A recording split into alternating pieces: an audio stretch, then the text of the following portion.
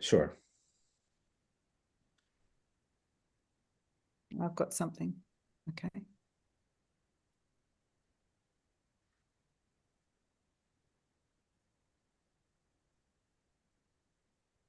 Okay. The stream is live. Okay. And are you going to record? I'm not recording. I've got the button to record, so that's on you. Hello, everyone. Welcome. Okay. I'm good to go. Dzień dobry to those of you here in Poland. Good evening to those of you who have joined us here in Australia, the US, and Canada. And shalom to you in Israel. And in fact, shalom to everybody right now, because I think we can use a bit of peace. My name is Estelle Roginski, and I'm co-vice president of the Australian Society of Polish Jews and their Descendants in Sydney, Australia. For those of you unfamiliar with our organisation, our statement of purpose is to preserve and promote the historical and cultural heritage of Jewish life in Poland and to foster understanding between current and future generations of the Polish and Jewish communities.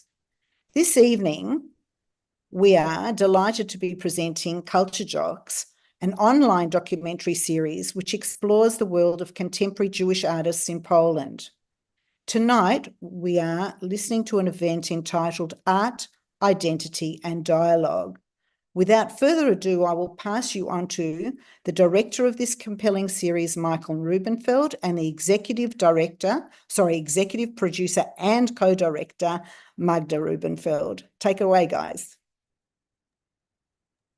Thank you so much. Good evening, everybody. And if you're joining us from Poland, good morning. I'm going to start with a few slides to give you some context about who we are and what the series is about.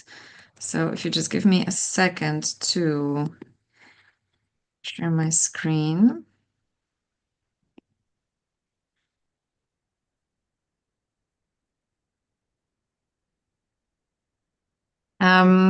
So as Estelle said, and thank you very much for that lovely introduction, we are here to present to you a series, a web series called KulturDocs. But in order to explain the name and what it is and who we are, I invite you to watch these few slides.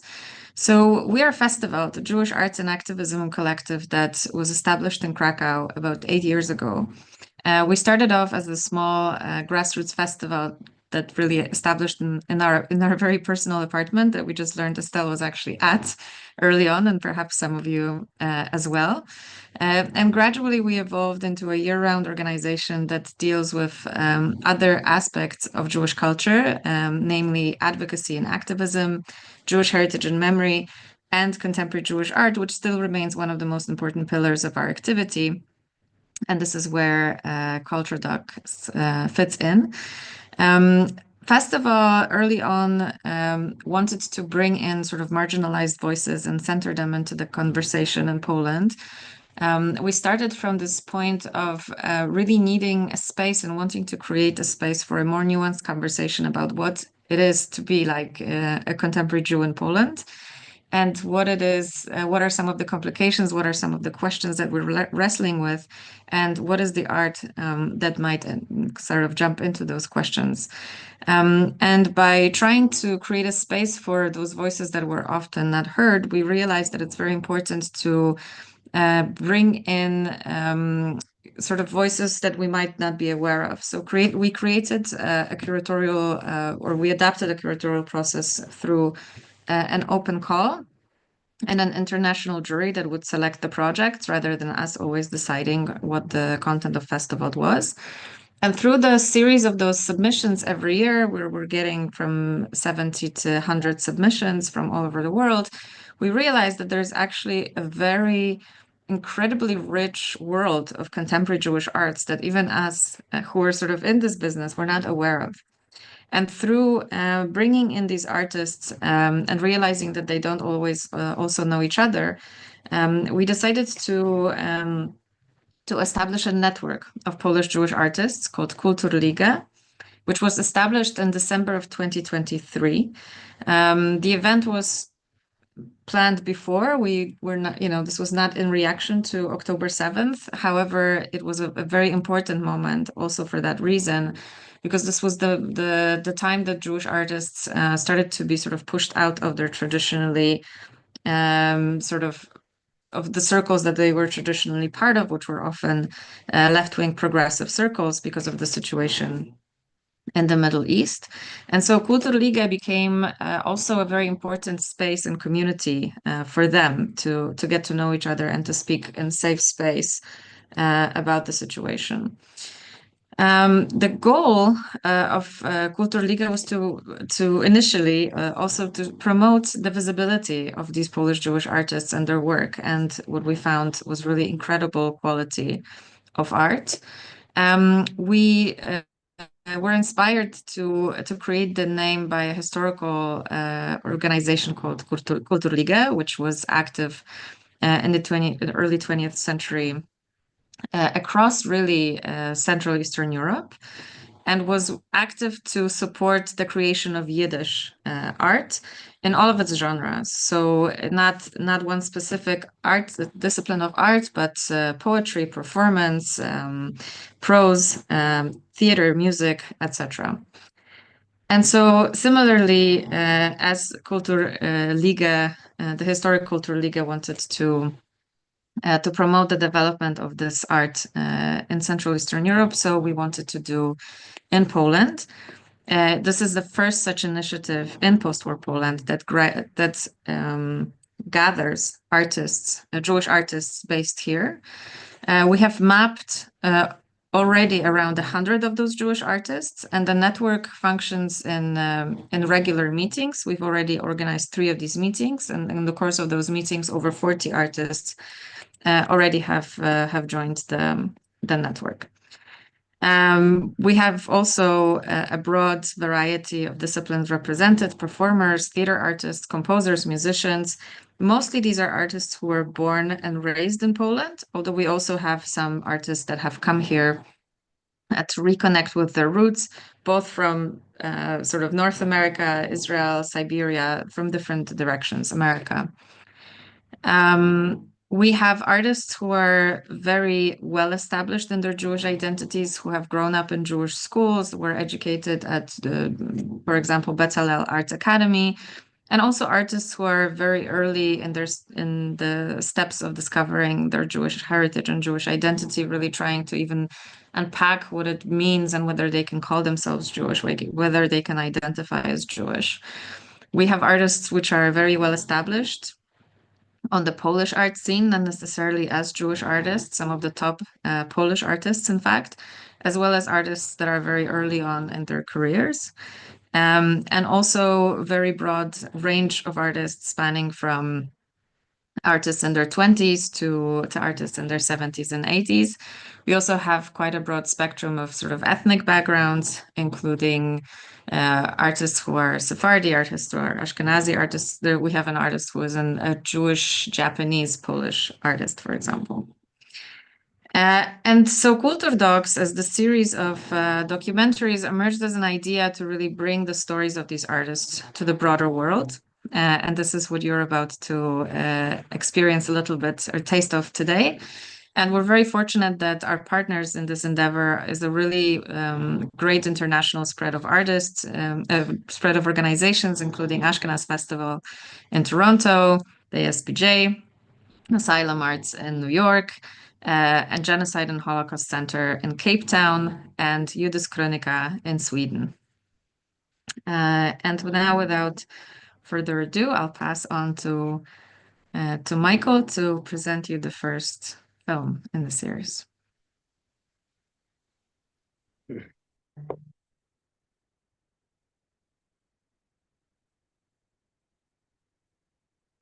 Hello.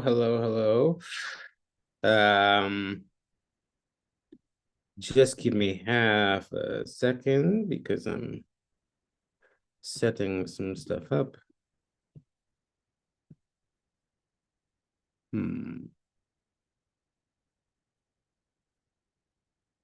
I saw that, Ezra. Ezra, I think the best thing to do will be, I'm not really sure what to do. So I think I'll what you can do is you can upload the stream after if so that it'll be up on there. A couple of technical difficulties. Hello, my name is Michael Rubenfeld. As Magda said, I'm the, oops, I just spotlit Magda instead of myself. My name is Michael Rubenfeld, and I'm the director of these three films. I'm also the co-director of Festival with Magda. And as Magda said, these films came out of an idea to be able to spotlight Polish Jewish artists. And when making the films, there was a decision that, well, there were a couple of decisions that I made. And what I'm going to do today is I'm going to share kind of little clips or trailers of the three films that I did end up making. But beforehand, I just wanted to talk about why I made the decisions to choose the artists that I did, and also the perspective that I did. So when I moved to Poland 9 years ago, I was really struck by how different the Polish Jewish contemporary reality was from the Canadian Jewish reality that I grew up in. I've spent a little bit of time in Australia, and my reality doesn't look so far away from, say, the reality in Australia, although I think the Yiddish culture in Australia is richer and cooler, and I really like the Jewish reality in Australia. And what I understood in Poland was that for the majority of Jews, and this will come as no surprise to a lot of people, but it was a surprise for me, was that people the Jewishness was lost for many people in Poland because of the war and then because of communism. And it was only in this sort of post-communist world where a lot of people started rediscovering their Jewish identities. And in the process of rediscovery, needing to then understand what on earth it even meant to be Jewish, which were questions that I myself was never asking growing up in Canada, because I was just born into a Jewish family. And I went to a Jewish school. I never questioned my Jewishness.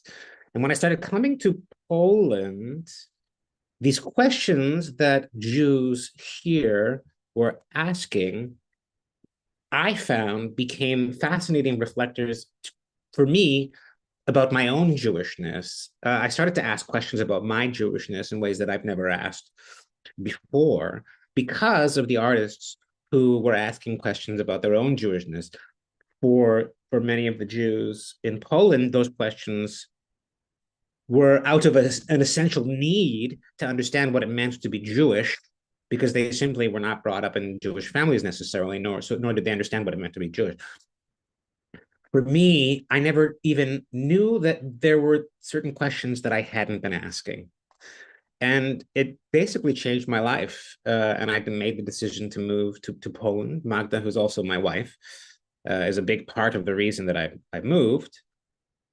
But the other big part of the reason is because I found that the way that questions were being asked and Jewishness was being explored in Poland, and specifically by its artists, inspired me as an artist myself, to spend time focusing on my own personal Jewish identity politic in ways that I didn't even ever know I wanted to.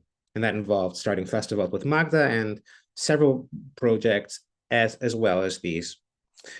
As well as these three films. The exploration that I made the decision to do was generational. So I've got to focus on three different artists. The first artist that I will introduce is a man named Mikołaj Czaska, who some of you might have heard of. I'm going to show you a short trailer for the film. but it won't tell you as much as you might need to know about Mikołaj, which is that he's one of the most famous Jewish artists in Poland, and he's also an incredibly respected, very famous jazz and avant-garde musician in Poland. He was born before he was born during communism, and he was raised in a very specific environment where being Jewish was very unpopular. To discover that you were Jewish was a negative thing, something that you didn't necessarily want to discover. And I was really struck by how that ended up informing Mikołaj's practice as an artist. He's a brilliant musician. I'm going to show you a little bit of a trailer, and then there'll be some opportunities at the end of this for us to speak a bit more about the other artists if you have any questions or about this. I'm going to share my screen, and I'm going to show you this trailer for this first film. I might add that quite soon, all 3 films will be available to watch online.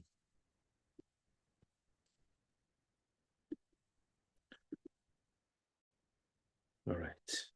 Can everyone see?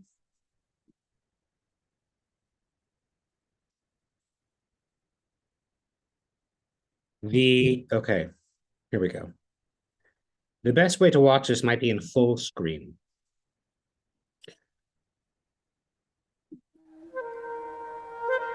Growing up in Canada, I had been raised to be fearful of Poland because of what happened to my family and the Jews here during the Holocaust. But when I started visiting, I discovered how much work was being done in Poland on the topic of contemporary Jewish identity. As an artist myself, I've always looked to other artists as reflectors of contemporary society. And so I decided to spend time with some of Poland's Jewish artists to see how they were using art in relationship to their own Jewishness, in the hopes of understanding more about Jews in Poland. Mikołaj Czaska is one of Poland's most renowned musicians. He's considered an icon of Polish avant-garde jazz.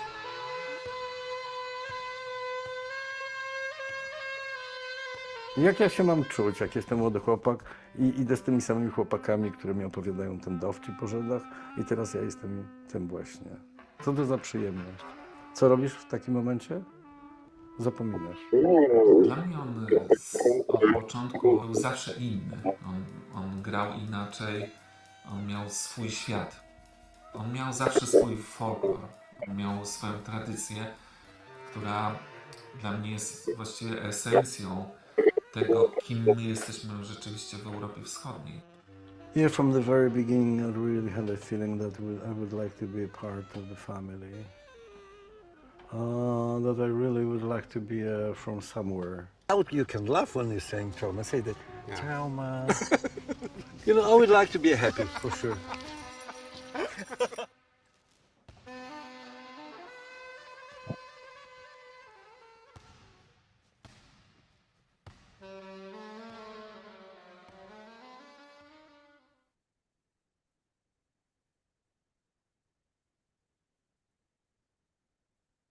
That was the first film, first trailer. Magda said there was a bit of weird noise. I hope it was okay for you, more or less.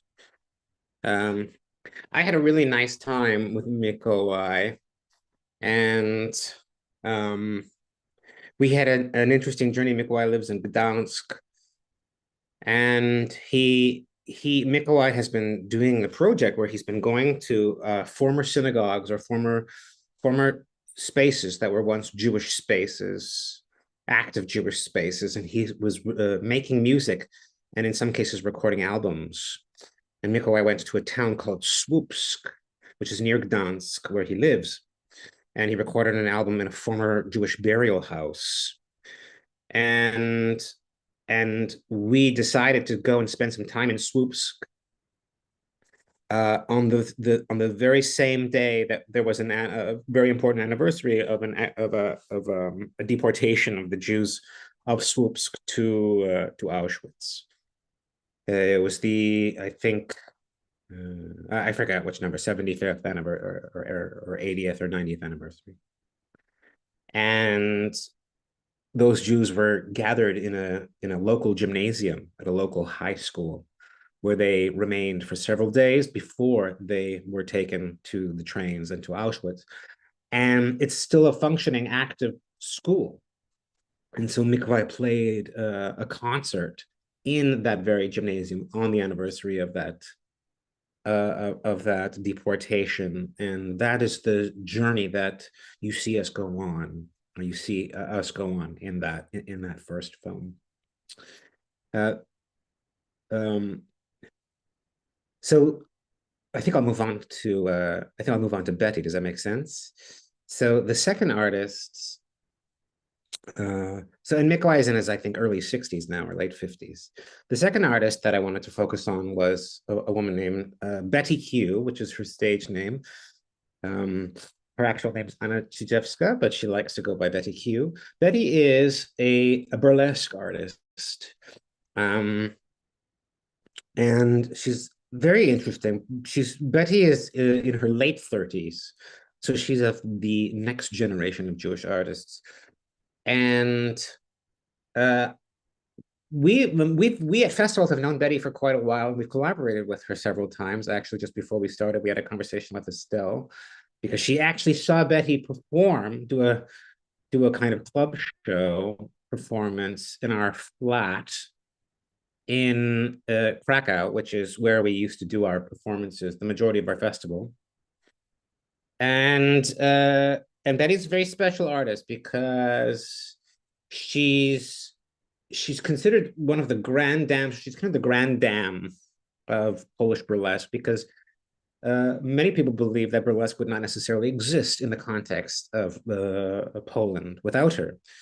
She was one of the first people to bring burlesque to Poland, which has now become quite popular. There are even burlesque clubs. She herself had opened a burlesque club.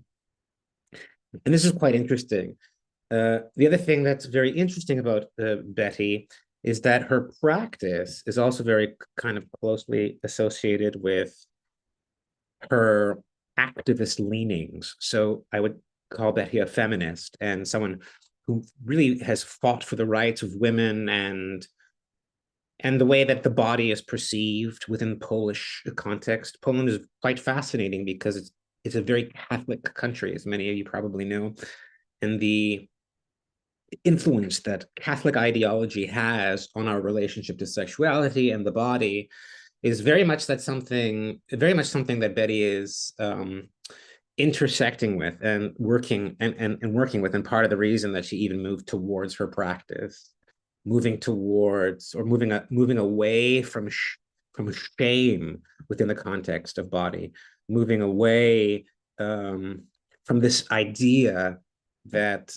sexuality or the body is something that needs to be kind of always covered, and this is sort of very Catholic. Before Betty found burlesque, she was a theater artist and dancer, a belly dancer. And interestingly, when she discovered Jewishness, she became incredibly engaged and active in the Jewish community. She very much fought for Jewish community, for Jewish voices, and also for young Jewish voices, and often for young female Jewish voices. Betty's still very much engaged in Jewish community. But when we first met Betty when we first invited Betty to be a part of festival, she, her response was, "But the work that I make isn't particularly Jewish." And we completely disagreed with her. Because although it's not overtly Jewish, I find Betty's practice very, very Jewish. The fact that she's as much of an activist as she is, I think the way that she's trying to sort of even like have people recontemplate sexuality, but also what I discovered working with Betty on this film was that Betty, like Mikołaj, was not born knowing that she was Jewish, and in fact had a very complicated story. Her mother's story about having to kind of abandon Jewishness was in a way a kind of burden, both a burden and an influence on Betty's activist practice. And in many ways, she ends up fighting and trying to give voice to the voiceless. And I discovered that in a way she was embodying her own matriarchal, her own matriarchal, the matriarchal burdens of her ancestors, and in a way trying to almost give them justice through her practice. To me, this felt very Jewish, and I was very inspired by it, and I continue to find her very inspiring.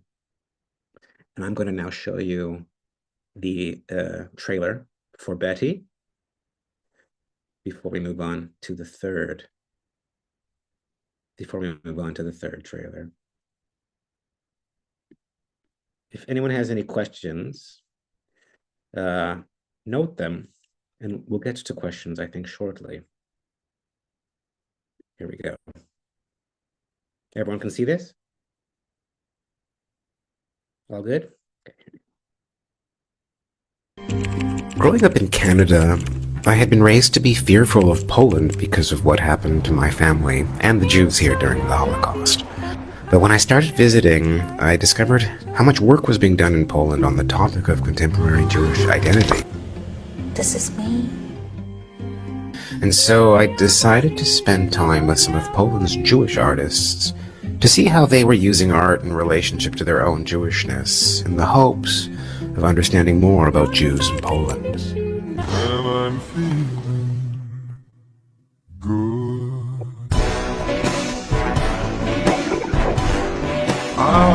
Collected a couple of girls to do some projects together to start the burlesque in the country. Ta burleska jest totalnie polityczna.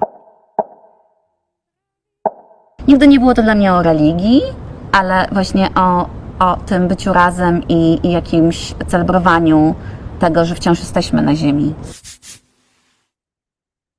This alter ego is also to make me safe from the whole world. It's a kind of escapism. Yeah, I wanted to be pretty. I wanted to be special. I wanted to be free. W którymś momencie uczyłam moją mamę o tym, jak wygląda to żydowskie życie. Niech będzie błogosławione światło, symbol dobra na świecie.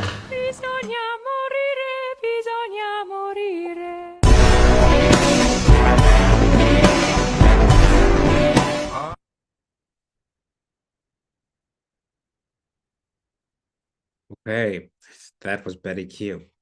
The third film that I made was focusing on two artists, Marcela Poroshenko, sometimes Shabowska, but she likes to go by Poroshenko now, and Ezra Vojakovsky. Ezra and Marcela are two young artists. They are in their early 20s. They are both students at contemporary art school in Szczecin, Poland. And they are both also identify as queer and as trans.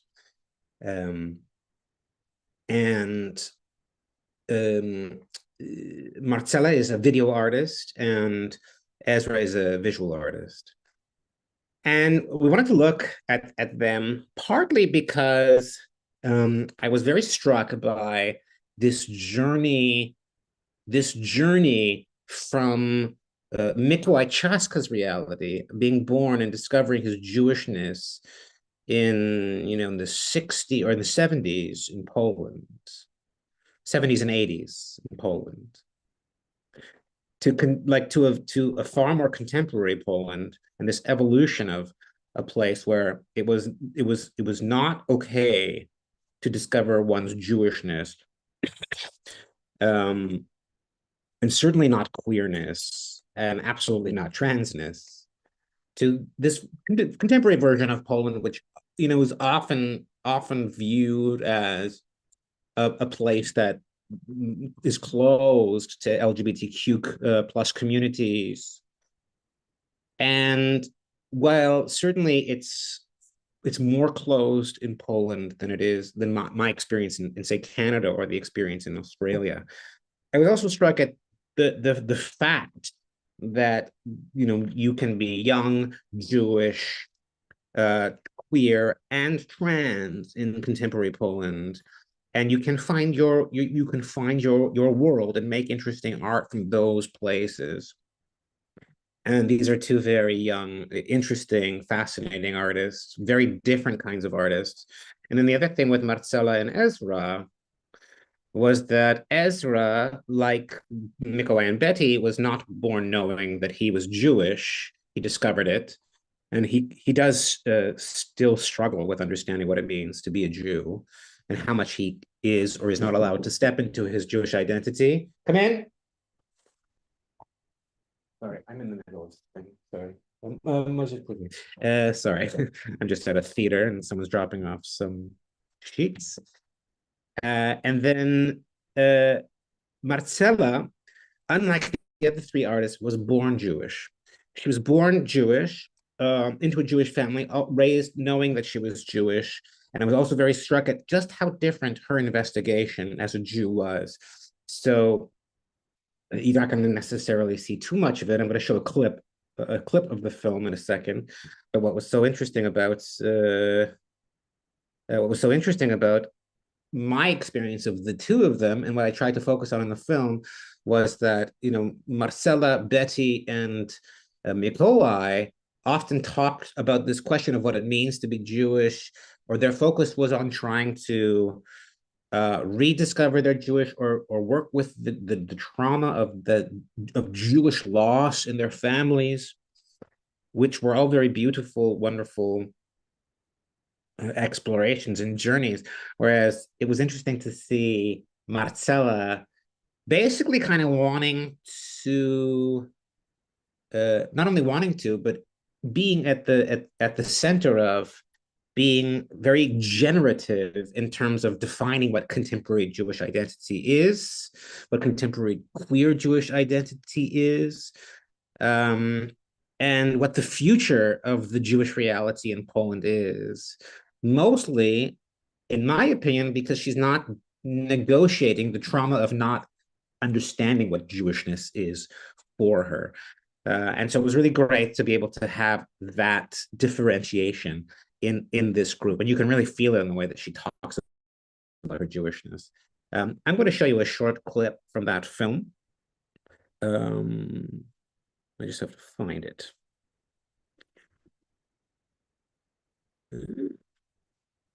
No, I don't have it open for some reason. Back. Here we go.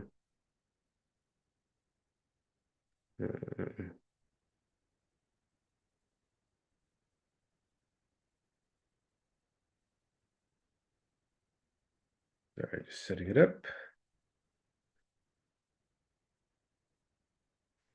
Queuing it up. Got it. Okay, here we go.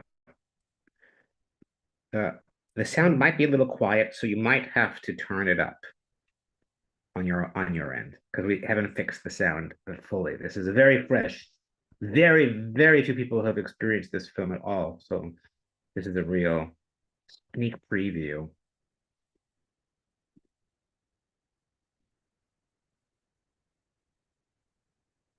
Here we go. Meet other people. My teacher, Karina Bleguła, told me about an actual Jewish event in Szczecin. And Ezra was there, and we were introduced to each other, saying hi. And yeah, that's how it began. We then started this queer study group together, and yeah, we just started working together. Przede wszystkim nie postrzegam transpłciowości jako aktu negatywnego, wymazywania swojej dotychczasowej historii. Wręcz przeciwnie, postrzegam jako po prostu kolejną warstwę, kolejną epokę. Stąd w moim imieniu nie chciałam odejmować od niego liter, tylko dodawać. Stąd Marcella. I know they have a lot in common. And I didn't know they remembered that it was me that had them meet first. But I've been remembering, and I observe this friendship, and it makes me very happy, because I think that we all need people who understand us, and we need to be more powerful, to have more strength. We need to be surrounded by people who will understand what we mean and understand our feelings and understand our situation. So it's very important, and they have so much in common. Being a vocal minority in Poland in itself, like proclaiming I am this, you know, even this is an act of resistance. The amount of like banal anti-Semitism that you encounter is quite common. Not necessarily directed at you as a Jewish person, but rather, you know, it being on a wall, in the media, you know, the replication of especially of like ethnic stereotypes is quite common. I enjoy making Jewish art. Jewish art defined here as art done by Jews, about Jews, or about stuff Jewish.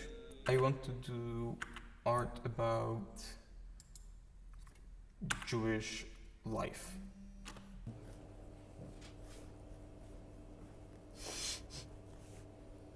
It's a triumph of Ezra over the city. Based on Ezra's paintings, it's a cascade of details of Ezra's route to Bargab, where Ezra can be seen like triumphantly,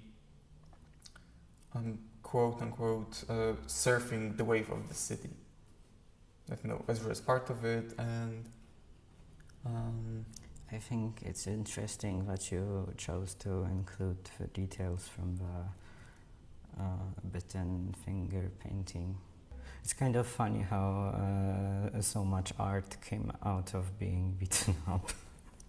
Marcella, as an artist, she's been constantly writing a diary through her artworks of her own change, but also that would, for us, the viewers, be the context that will help us see a bigger map of the social changes and personal changes. Ezra, he's interested in the very same issues, having loads of knowledge and engagement in his practice, which I consider incredible.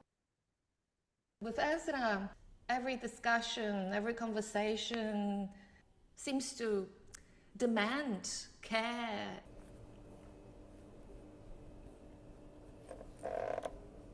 Przepraszam, że ci rysuję w taki sposób. Nie umiem inaczej. To jest piękne. I don't think you can characterize a friendship, you know, by a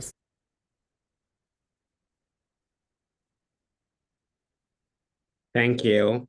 That was the third film. So I am going to say thank you very much and welcome Magda and maybe Estelle back, where we can continue the conversation and hopefully it also include you all. Thank you very much.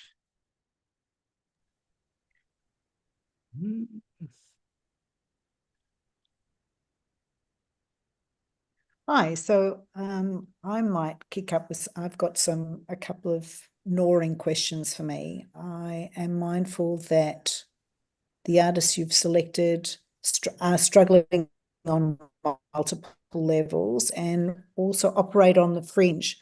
There would be fringe here in Australia as well. It's sort of, and I think things are more poignant in Poland because people are discovering their roots, discovering their identity, which is really the topic of what you're investigating. And please let me know if these are not appropriate questions, but I wonder how and if there's been an impact of the change of government in Poland, whether that's made a difference to the artists and how more forthcoming they are with their identities as a consequence? That would be my first question.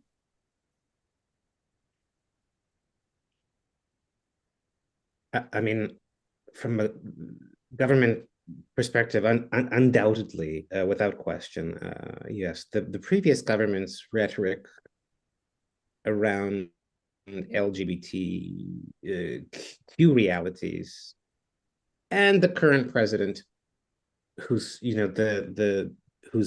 who's about to end his term, has been, in my opinion, as a Canadian, absolutely scandalous and atrocious. So to have a government be actively against what they call LGBTQ ideologies, no longer in power, whereas people who are currently in power are far more open and working towards at least civil partnerships, more rights for people who identify as queer. It's night and day. So from that perspective, absolutely. Maybe Magda can speak towards other perspectives as well. I mean, I agree with that. And at the same time, the changes, I think, started even before this new government, and perhaps even were somehow the reasons why this government now was elected, because we actually hosted Ezra's project at our festival 2 years ago, and a conversation with her. And Marcela said that basically, since the protests and the civil society started to stand up against the oppressive politics of this law and justice government, it became sort of more normalized that young people were identifying differently, that they were happily more welcome to identify in a way that they wanted and in a way that they pleased. And so, as a kind of result of a pushback to this politics, a certain climate changed, at least in university settings. This is certainly not true for countryside and sort of smaller towns, but the sort of wave of change had begun. And I think this is sort of what also partly lifted this government and this sort of incredible resistance. And voter turnout, we had a 75% voter turnout in Poland that changed the government. So it was a very, very big kind of social effort to do that. Although, of course, the struggle hasn't started. It's still far from perfect, but at least it's improving. So now that brings me to the next question, because I imagine there's been shifts again, because there certainly have been in Australia. The impact of the 7th of October. What has happened to your artists since the 7th of October? Has there been change? Definitely. Do you want to say something, Michael, first? No, go ahead. I think that you probably can speak more informally. I mean, probably similarly, actually, in preparation for this talkback, we understood with Ezra May that there are some similarities between Poland and Australia in that there is definitely a proven rise of anti-Semitism. We have statistics that, like, in online anti-Semitism has risen by 800%. And there's a lot of hate speech and a lot of sort of permission for verbal anti-Semitism. At the same time, it hasn't really escalated beyond that in the same way that it has in Western Europe. We've not had the same security threats or while there have been let's say spraying paints on cemeteries and heritage sites. There was a flaming bottle thrown at the Nożek synagogue in Warsaw. Nobody was hurt. So there is an escalation that's evident, but things are not as bad as they are in some other Western countries. At the same time, in Poland, we've traditionally sort of, until 2 years ago, our biggest problem at Festival was also always traditional anti-Semitism. So anti-Semitism focused really or derived from religion, from right-wing extremism.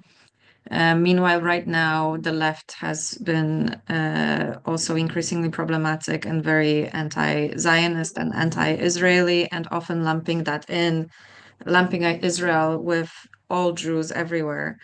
And that's translated also to lives and livelihood of other Jewish artists, some of whom are being disinvited from shows because they, for example, are dealing with stories of resistance of women, of Jewish women during the war, and that's being sort of almost put on the same level as IDF soldiers. Therefore, they're not being invited to do showings, which is where I think KulturLiga has been it became more important than we had realized, in a sense, when we initially established it, because it really is a space that creates more opportunities for Jewish artists. We've been able to do a collective exhibition at the Polin Jewish Museum, which is a huge museum where thousands of people could see the work of those artists. We're making films like this, which, you know, is supported by Ministry of Foreign Affairs, and it's also the first time since like 8 years that we're getting public funding from the government, again, as a Jewish organization. So that's also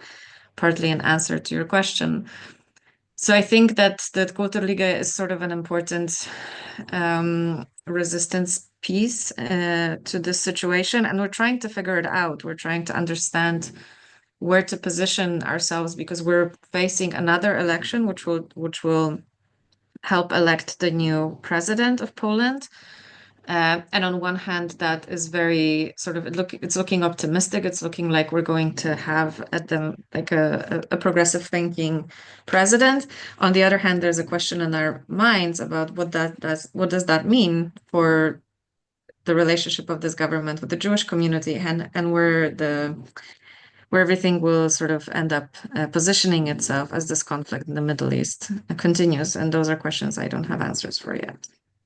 The other thing I might add that I find is actually pretty interesting is I'm having a lot of conversations with people, not just artists, but artists and more, who are going, hey, like my version of Jewishness, because all Jews are being, you know, there's this assumption that all Jews' versions of their Jewishness is in direct relationship to Israel, and no matter one's politics about what's happening in Israel, a lot of people are going, hey, you know, like actually I like my version of Jewishness is actually unique to myself and unique to this place, and so what we're discovering is people going like, we need to do a better job telling our Jewish story. Because, you know, as we all know, Israel has done an incredible job telling its story. Whereas, I mean, they tell their story a lot over and over again. And so, you know, I'm finding people going, all right, I really like, I want to focus our energy on the contemporary Polish Jewish narrative. You know, that might have a bit of Israel within it, but it's really not about Israel. Jews born in Poland, raised in Poland, who want to sort of focus on their Polishness, where often there's been a lot of push, particularly by some Jewish organizations, to really, you know, create Jewish identities that are very, very closely linked to Israel. And not everybody necessarily wants that. And then there are certain artists like very famous artists like Jesse Eisenberg and Darren Aronofsky, who's a very famous director, who both recently decided to reclaim their Polish citizenships and become Polish citizens, partly, I think, in response to that identity, the politic question, which I think for me is very much a response to October 7th. It's not necessarily as much about politics, but I think for a lot of Jews, a lot of Jews in the world are so, you know, there's just a lot of assumptions about the Jews of the world, that Jews who are not necessarily living in Israel don't necessarily. That's true. I mean, I just, one of the things that rang most true to me was one of Shai Davidai's observations, and that's that we as Jews are excluded in a sense from the civil rights movement. And, you know, you don't see any sort of flashpoint anywhere else in the world where those nationalities are excluded in other countries when there's a migration, whereas we are held responsible for Israel and for Zionism or for any other idea. But I feel, and this is me personally, I feel very strongly that I live in Australia as an Australian Jew, and I do feel that I contribute to the environment here, and I do feel I have rights as a human being. And my view on Israel sort of is my personal view, and it's apart from me, it's separate from me being here as a citizen of this country where I contribute. And I think that's possibly true for a lot of Jews everywhere, that we feel our strong connection, but we also have a right to civil rights. You know, and that's a lot of your artists also. I see that in a lot of people's works. I mean, sorry, I should have asked a question, not made a statement. No, it's great. It's great. But that is an issue. The civil rights question is an issue. We're happy to also learn more about the situation in Australia, and I think for us these projects are also an opportunity for a conversation. So we're happy for you or anyone in the audience to make statements as well as ask questions. Yeah, I think there's just a few minutes left. So I actually wonder if there's anyone in the audience who might have any questions that they want to answer. Maybe if they do, they should just maybe I would recommend they turn their microphone or they turn their cameras on. Okay, I'd like to ask a question. So my name is Eva. Can you hear me? Yes. Eva. Cześć, Stelka. Cześć. So I live in. We emigrated from Poland in 1958 when I was 7, and my question really. And we emigrated because of anti-Semitism. My question to both of you is, maybe I missed something by being late, and my apologies. How comfortable is it? How easy is it to be to identify as Jewish in Poland? Is Magda, you mentioned the traditional anti-Semitism. Is that pretty well universal? That's the impression my parents give me, that actually was universal. And my father's Jewish. My mother was brought up Catholic, but the suspicion is that actually her background was Jewish, but that can't be proven exactly. Anyhow, but she's the one that said, no, she couldn't imagine staying, because wherever she heard conversations already in 58, they were anti-Semitic. How comfortable is it to be, or is it a constant confrontation with the issue? Is it, if you're not, I know, and Michael, I take my hat off repeatedly to your courage to do what you're doing in your, what is it? I'm a Lucky Jew. That whole project was stunning for me, really stunning. I thought, wow, what a way to approach this issue. Wow. So I'm just wondering, is it a constant meeting with that, at that interface with people, wherever you are? Well, I mean, it really depends. I mean, I sort of moved to Poland in a way to become a professional Jew. And so much of my practice revolves around my Jewishness in a very public way. So people are encountering my Jewishness constantly. I have a YouTube channel, it's about 5,000 subscribers now, and a TikTok channel. I'm constantly putting my Jewishness out there, so people really know me as a Jew here.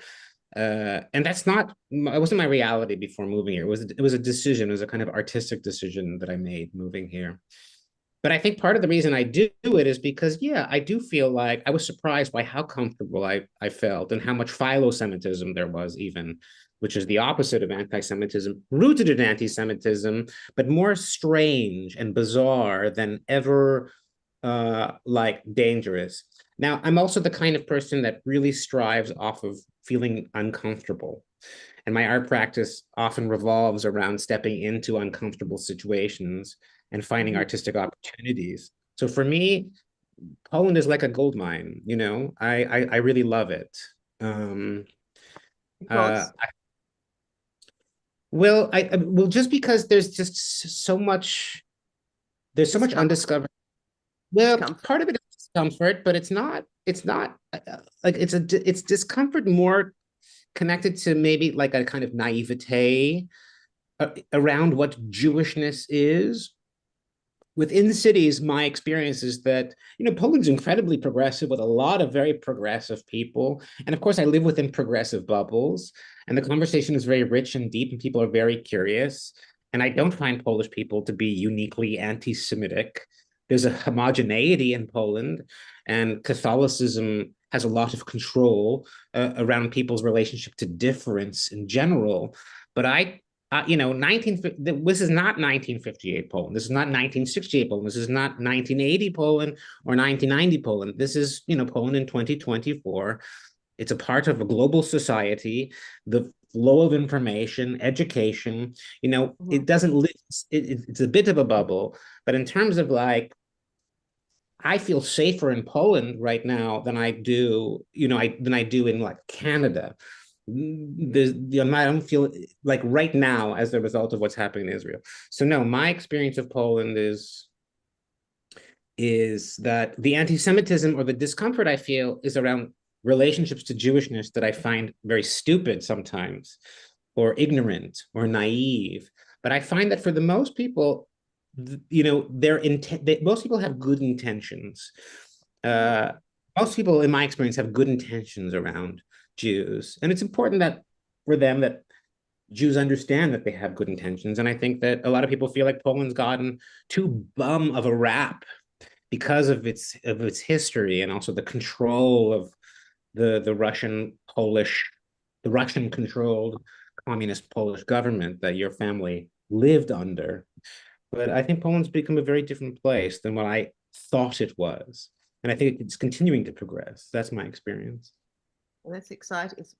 It's a pleasure to hear, because a part of me has a longing to revisit and connect. I went there as a student when I was 25 to Krakow, and actually joined the theater. The theater was Krikot 2 with Tadeusz Kantor.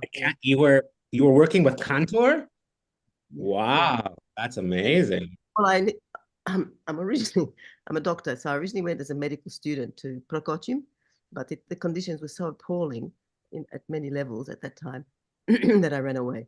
And my father's brother used to be the advisor to the minister on affairs of culture in Poland until he was thrown out in '68. Anyhow, so through him I was introduced to Kantor and stayed in Kantor's place, and then Jonas Stern, painter with whom I ultimately lived, and experienced daily rehearsals of The Dead Class.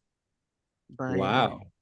It was amazing. I've never seen theatre like it. Never have seen theatre that matches that quality visually, emotionally. It was totally life-changing. So the experience was phenomenal. And anti-Semitism didn't arise for me because I was surrounded by Jews. The whole group that were running the theatre were Jews, old Jews in their 70s, but Jews nevertheless, and they were very exciting people. But the stories from my parents are scary, and I think, I have a longing to go back, and I'm also a visual artist as well as oh gosh, yeah. I think a lot of people's stories from their parents have scared parents and grandparents. They've scared subsequent generations. But I think that once people realize that once they come, this was certainly my experience. It was my father's experience too. That once they came to Poland, they were like, "Oh, right, like things change." This place is very different, and not only is it different, it's very special. It's a very special Jewish place. I have to get going in a second, and I see that Eva's got her hand up, and so can you hear me? I don't know. It's the audio is on. Can you hear me? Yes. Okay. Wow. Two things very quickly. I also came here in 1958. And my mother was in theater in Poland. She was Catholic. My father was Jewish. and all our friends were mixtures of Polish, of Catholic, I hate to say Polish and Jewish, Catholic and Jewish, and it didn't matter. So in a way, I was brought up in a bubble. And so many really witty, clever Polish satirists and actors and writers were Jewish, after the war. And I've been going back to Poland. My next trip will be my 15th trip. And the theaters in Poland are so unbelievably advanced and progressive. From Wyspiański Theater in Zakopane to different ones in Warsaw. So I'm very much interested in art. And I was wondering, is it possible to get in touch with you when I'm in Warsaw again in August? Of course. What would be the best way to get I in? put our email in the chat. I think it's the safest way to reach out to us, because either one of us checks it or our staff.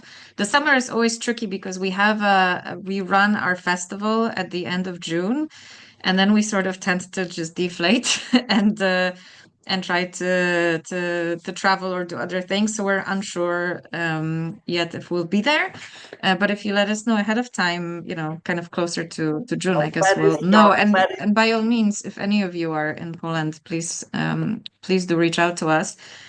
I think, Which is your email? Whereabouts is it? info@festival.com. I'll put it in the It's chat in the again. chat. If you go at the bottom of your screen.